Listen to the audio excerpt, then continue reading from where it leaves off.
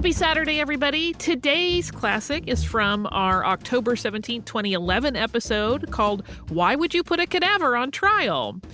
It tells the story of Pope Formosus, whose body was put on trial after his death in the year 896, as in his actual cadaver was dug up and put on the stand with a deacon speaking for him. So while this episode has the Halloween-y elements of a cadaver and an exhumation, which everyone loves, it is also a look at papal history dating back to more than 1,000 years ago.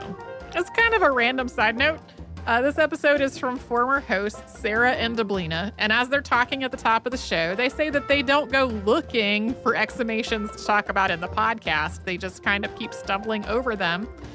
That is definitely not the case anymore. I do go looking for exhumations. There is a Google alert involved. Enjoy. Welcome to Stuff You Missed in History Class, a production of iHeartRadio.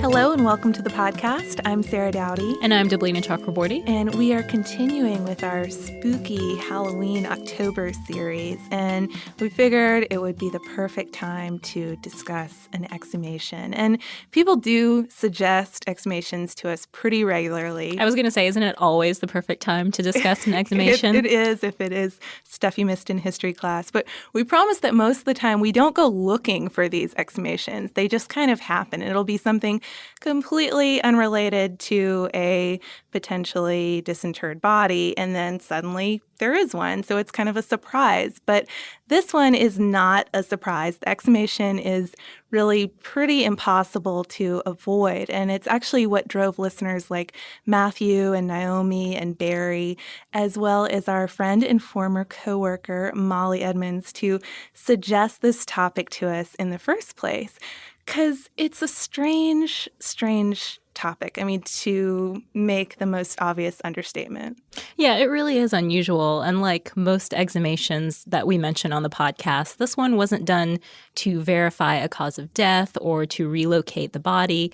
It was done to place the months-old corpse on trial. So, of course, we have to address the question, why would anyone disinter a body to put it on trial? Why indeed? Especially when that body wasn't just anyone, but was a former pope. So, Encyclopedia Britannica, always a good place to start if you want a general picture of For the basics. Yeah, they call this trial one of the most bizarre incidents in papal history. But you could also call it one of the most brutal incidents, one of the most disturbing incidents. But a dead pope on trial wasn't just this freakish event at the time. Before we talk about the trial and the specific popes and players involved, we have to talk a little bit about a dark time called the papal pornocracy. It was, like I said, a series of kind of dark years that started just before the end of the Carolingian imperial line in 888. So we're talking way back. This is an old podcast. So first, just to give you a little context, we'll talk about something a little more recent. After the death of Pope John Paul II a few years back, people around the world, including non-Catholics, learned a little bit about the papal electoral process called a conclave. But the Pope hasn't always been elected by a conclave. And in the 9th and 10th centuries, the selection process had a lot of input from Roman noble families and German princes. Now, these families put forward their own candidates and had their own factions, and according to papal historian Horace K. Mann, quote, "The one aim of each party pursued by every resource of violence and intrigue was to get control of the chair of St. Peter. Its occupant must be one of theirs at all costs." So it kind of figures that there'd be quite a bit of trouble, plus a pretty high turnover. And that's also a bit of an understatement. A third of the popes elected between 872 and 1012 died under suspicious circumstances. And between 896 and 904, the most violent, unstable period, there were 9 popes. So yeah, that's a remarkably high turnover, even considering that these are older fellows most of the time, even when they're actually not always old. But our story takes place in 897, so really right in the thick of this highly controversial, unsettled time. And we're going to start with a pope who started off this high turnover decade, Pope Formosus, who is also our exhumed man on trial, unfortunately for him. And I thought it was interesting because it's not just his the terrible things that happened to him in death, but the ups and downs of his pre-death religious career kind of epitomize the hazards of the time of being pope or being somebody who was a contender to be pope. So he had been born in Rome in about 816, and he was made a cardinal bishop in 864 by Pope St. Nicholas I. We're going to really rattle off a lot of successors of his in this brief life story here. Yeah, you may want to take notes. Yeah. Pope Adrian II had sent the future Pope Formosus on missions to France, where he had performed quite well. He was highly regarded. Then, under Pope John VIII, he had been exiled and excommunicated, and there were some pretty outrageous reasons for this, like despoiling cloisters, and it seemed pretty obviously political since Formosus had, like I said, a good reputation. He was considered ascetic and considered a very peaceful, intelligent man. So the reasons for this excommunication were probably more that he was himself a good contender to be pope. But after time, he was pardoned, but still not allowed to return. Then eventually, another pope, Pope Marinus I, allowed him back to Rome and returned him to his position. And then under the next two popes, St. Adrian III and Stephen V, sometimes Stephen VI, he finally grew more powerful. So that's quite a busy life story just leading up to his 891 election, where he himself becomes pope.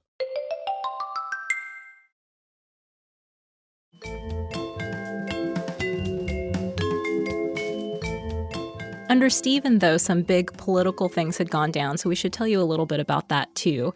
Charles the Fat, the last Carolingian in the imperial line, had died. In his place, Stephen had reluctantly crowned Duke Guido of Spoleto out of a mess of contenders, Roman emperor. But by doing so, he was giving tremendous power to an uncomfortably close neighbor of the Papal States. So when Formosus was elected, he also had to go along with Stephen and recognize Guido and his son Lambert as co-Roman emperors. But just because Formosus recognized Guido and Lambert as co-Roman emperors didn't mean he was 100% behind them. In fact, he asked his own preferred candidate, this guy King Arnulf of the East Franks, to come and invade Italy and take care of Guido, get rid of him, and get rid of his whole faction. And it almost worked. Arnulf launched a campaign to Italy, and in 896, Formosus did crown him emperor in Rome. So it seemed like almost success. But before Arnulf could actually battle Lambert out in Spoleto, Guido had by this point died. The German contender was struck by paralysis, and that's what you'll see it described as in most sources. I guess this is the 800s, so we don't get too many more details than that. But anyway, Arnulf was out of the running. He had to quit, and not too long after that, Formosus died. So it kind of seems like the end of this immediate story, but that was not the case at all. The story of Formosus actually picked up just a couple weeks later after the brief pontificate of Boniface VI, when a new pope was again elected, Stephen VI, or sometimes the seventh. Unlike Formosus, Stephen was a supporter of the Spoletan party, Lambert and his mother, the Duchess Agiltrude. But he didn't just support them in traditional, dignified ways. He agreed to conduct a trial to punish his predecessor who had betrayed them. So less than a year after Formosus had died, Stephen had him disinterred, dressed in papal vestments, and enthroned. Stephen acted as a prosecutor here in this trial, charging Formosus with the charges levied against him during his excommunication, but focusing on three main things: perjury, coveting the papacy, and violating church canons, specifically transferring from the See of Porto to that of Rome. So a poor 18-year-old deacon was forced by Stephen to act as Formosus's defense, answer for him, squeaking out some kind of defense whenever he could interrupt Stephen's tirade against the deceased pope. And he was really too scared to get out much more than mumbles. So unsurprisingly, Stephen found Formosus guilty and ruled that all of his acts would be null and all of his ordinations void. And this really had a double calculated perk in addition to obviously shaming Formosus' memory, which was the primary reason to do it. Formosus had appointed Stephen himself as a bishop, and by having that appointment annulled, Stephen got off the hook for some irregularities in his own transfer from one see to that of Rome. So it was pretty tricky on his part to clean up his own record a little bit. But it wasn't just about assuring Stephen's legitimacy, though, or cutting out Formosus's proteges who he had consecrated. It was about just completely disrespecting the deceased pope's body. And I mean, the following is really pretty disturbing what they did to the guy. And I think this is why this story has stuck around so prominently in history. Yeah, for example, the papal vestments were ripped from the corpse and it was redressed in layman's clothes. The fingers used for consecrations were cut off, and Ogiltrude got to keep them. And the body was then dragged through the streets, buried in a pauper's grave before being dug up again and dumped into the Tiber. But thankfully, there's such a thing as going too far. And even in this violent partisan time in Rome, folks were not happy with Stephen and this disgraceful treatment of his predecessor. So it was kind of a situation of what goes around comes around. Formosus's body was eventually pulled out of the river by a hermit where it was reburied. And not long after that, miracles started being attributed to him. And to add to matters for the Romans who were paying attention to the story, the Lateran Basilica, which is the official ecclesiastical seat of the Bishop of Rome, also known as the Pope, collapsed in an earthquake, which seemed like a terrible, terrible sign. And so all of this, plus Stephen really pushing the point too hard, his insistence that the clergy ordained by Formosus send in letters acknowledging that their appointments were invalid, all of this bubbled up and finally led to rebellion. The clergy and the people of Rome rose up against Stephen.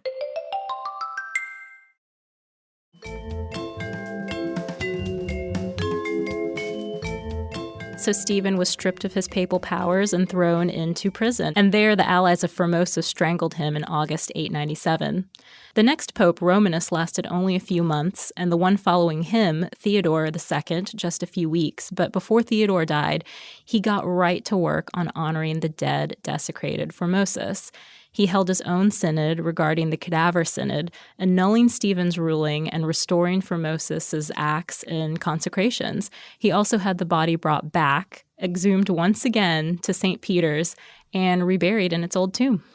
So after the brief pontificate of Theodore II, next came John IX, who, to really make it clear how uncool this whole trial of the dead pope had been, again nullified Stephen's synod twice, just for good measure. And because it apparently needed spelling out, too, he also prohibited future trials of dead people, probably a good policy for anyone, but not, or at least if you're actually putting the body on trial. I'll add that caveat. But not everyone was a Formosus supporter. I know we're talking about overturning this cadaver synod. The last pope in this decade of rapid fire succession and intrigue, Pope Sergius III, had supported Stephen from the beginning. He'd even taken part in the cadaver synod, the trial himself. And like Stephen, Pope Sergius III also had an allegiance or alliance with the Spoletan faction. And he had had a pope and an anti-pope strangled to pave the way for himself, and allied himself further with the most powerful family in Rome, Senator Theophylact and his Byzantine princess wife, Theodora. And just kind of a side note here, Sergius even had a son with their teenage daughter who became a very, very powerful future Roman matriarch and pope maker herself. But as back to our main tale here, as proof of his loyalty to the House of Spoleto, Sergius reaffirmed the cadaver synod. And this was really more than just talk. I mean, I know it sounds like a few years after the fact, maybe just trying to keep your allies comfortable, but it meant that all of Formosus's ordinations were again invalid. So anyone who had received orders under him needed to go back and do it again. And Sergius was especially vengeful for any bishops who had been consecrated by Formosus, who would obviously be the men most closely connected to the former pope and his enemy. So all in all, this is a pretty grisly story, and during the papal pornocracy, it extended a bit beyond Sergius, too. John Peter Pham, former Vatican diplomat and author of Heirs of the Fisherman, Behind the Scenes of Papal Death and Succession, puts it pretty succinctly when he writes that, quote, although, at least in the minds of believers, the office that these popes have held in succession is of divine origin, how these men have been raised to that office is a very human affair. Yeah, and Pham's book that we just mentioned, I mean, really does go into the nitty-gritty of it all, looking at the history of popes and how they died and what happened after they died and how the new pope was chosen. And I think it's interesting to look at that. We're probably more familiar with the 20th century history, but to look at these times in the 800s and 900s and see what was going on and what power plays were going on. But we want to leave on a pretty interesting side note, something to think about. There hasn't ever been a Pope Formosus II. Poor guy. Though Cardinal Pietro Barbo did consider the name in 1464. He had to be talked out of it, apparently. His choice instead was Paul II. Sounds a lot safer, not calling to mind any dark chapters in history and anything you might not want to think about during a celebratory time. So anyway, though, this was a really interesting thing to research. So I'm glad that Molly let us know about it. And thanks to Matthew and Naomi and Barry for all suggesting it as well, letting us know that it was something y'all really wanted to hear about too. Yeah, it seems like you can get taken to task sometimes for looking at the Pope in such a human light, but it is really fascinating. It is.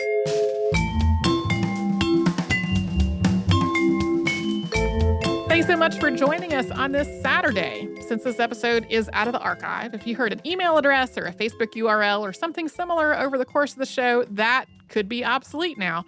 Our current email address is historypodcast@iHeartRadio.com. Our old How Stuff Works email address no longer works. You can find us all over social media at Missed in History. And you can subscribe to our show on Apple Podcasts, Google Podcasts, the iHeartRadio app, and wherever else you listen to podcasts. Stuff You Missed in History Class is a production of iHeartRadio. For more podcasts from iHeartRadio, visit the iHeartRadio app, Apple Podcasts, or wherever you listen to your favorite shows.